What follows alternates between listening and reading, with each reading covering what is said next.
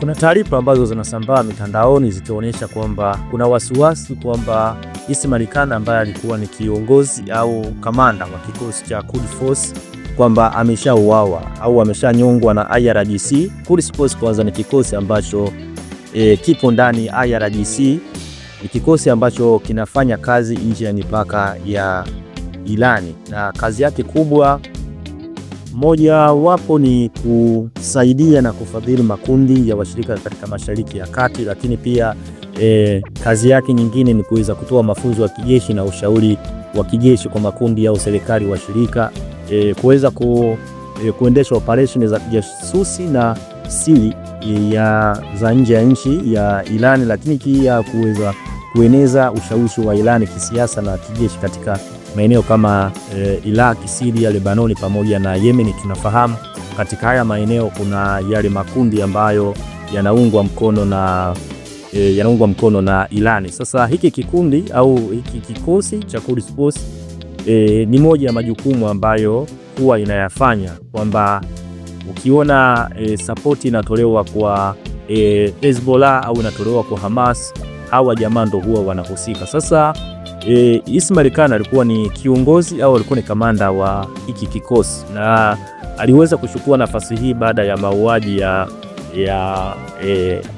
Qasem Soleimani ambaye aliuawa mwaka 2020 kwenye shambulizi la drone ambalo lilifanywa na Marekani alipokuwa kwenye uwanja wa kimataifa wa Baghdad. Sasa jamaa inasemekana kwamba alikuwa ni agenti wa Mossad na kwamba amekuwa akishiriki kutoa taarifa za siri kwa ajili ya Israeli. Kwanza tukianzia kwenye mauaji ya Ismail Haniyeh ambayo yalifanyika ndani ya Tehran, ambapo wakati Ismail Haniyeh alipokuwa ameitembelea Iran, inasemekana kwamba muda mfupi baada ya Ismail Khan kuweza kutembelea mahali alipokuwepo Ismail Haniyeh, muda mfupi baadaye Israeli iliweza kufanya mashambulizi au kuliweza kutokea mlipuko ambao ulipelekea kifo cha Ismail Haniyeh. Lakini pia kule Hezbollah, kwenye kundi la Hezbollah kiongozi Hassan Nasrallah pia aliweza kuuawa kwa shambulizi ambalo lilifanywa na Marekani, na yote yalitokea muda mchache au muda mfupi baada ya Ismail Khan kuweza kuondoka au baada ya Ismail Khan kuweza kutembelea hawa viongozi. Sasa kubwa zaidi ni hili ambalo imepelekea kifo cha Ayatollah Ali Khamenei, Supreme Leader. Inasemekana kwamba tarehe 28 wakati Israeli pamoja na Marekani walipofanya mashambulizi ambayo yalipelekea kifo cha Ayatollah Ali Khamenei, ni kwamba Ismail Khan alikuwa pamoja na Ayatollah Ali Khamenei, lakini muda wa mashambulizi, yani muda kabla ya mashambulizi kuweza kutokea, ni kwamba Ismail Khan alikuwa pamoja na Ayatollah Ali Khamenei, lakini muda kabla ya kuweza kufanyika haya mashambulizi ya Israeli pamoja na Marekani, jamaa aliweza kutoweka. Sasa hivyo vitu vimeweza kuzua au kuibua wasiwasi kwa IRGC na kuona kwamba kuna haja ya kuweza kumhoji huyu kamanda, na inasemekana kwamba tayari ameshanyongwa kwa tuhuma kwamba alikuwa ni agent wa Mossad na alikuwa anatoa location mahali ambapo alikuwa anakuwepo kiongozi huyu Ayatollah Ali. Na of course ukiangalia usahihi wa mashambulizi ambayo Marekani na Israeli waliyafanya, sio rahisi kufanya mashambulizi ya namna ile bila kuwa na taarifa sahihi za mahali ambapo yupo mlengwa. Kwa hiyo huo ndo tunasema ubora wa Mossad ambao inawatofautisha pamoja na vikosi vingine vya ujasusi.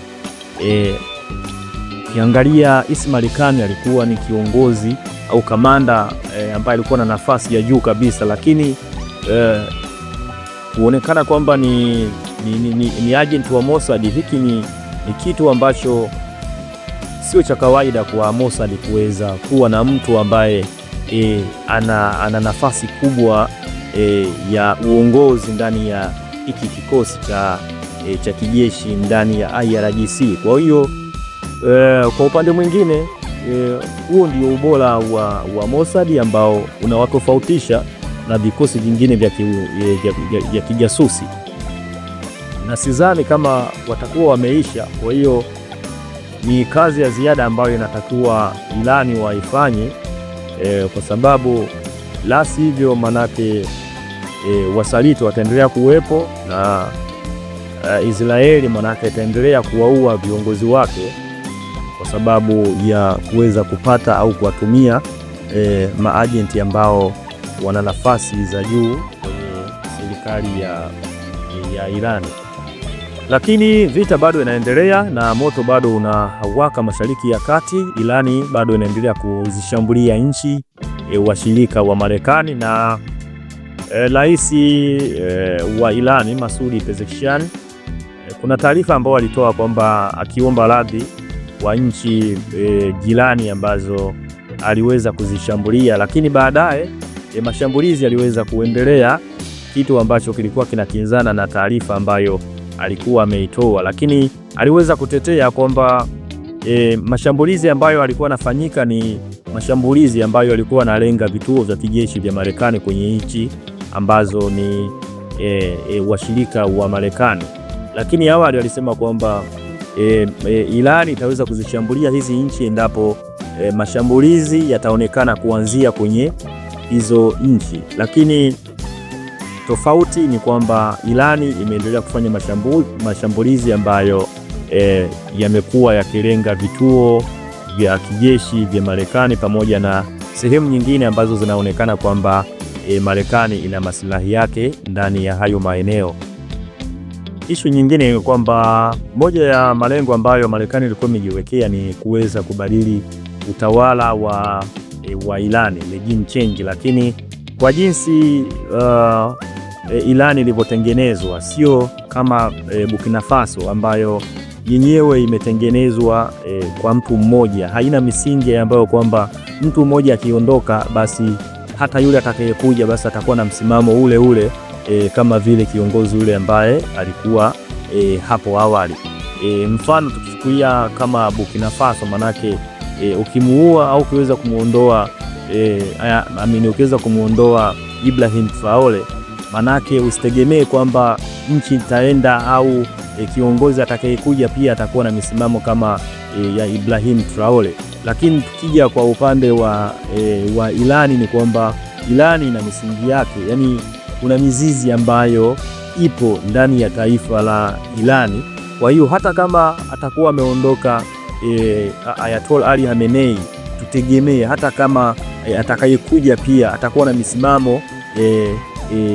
ile ambayo alikuwepo nayo Ayatollah Ali Khamenei. Na hapo sasa ndo linapokuja swala kwamba kuweza kubadili utawala ndani ya Irani inakuwa ni ngumu kwa sababu ya hayo mazingira au ya hiyo misingi ambayo wameshajiwekea Irani.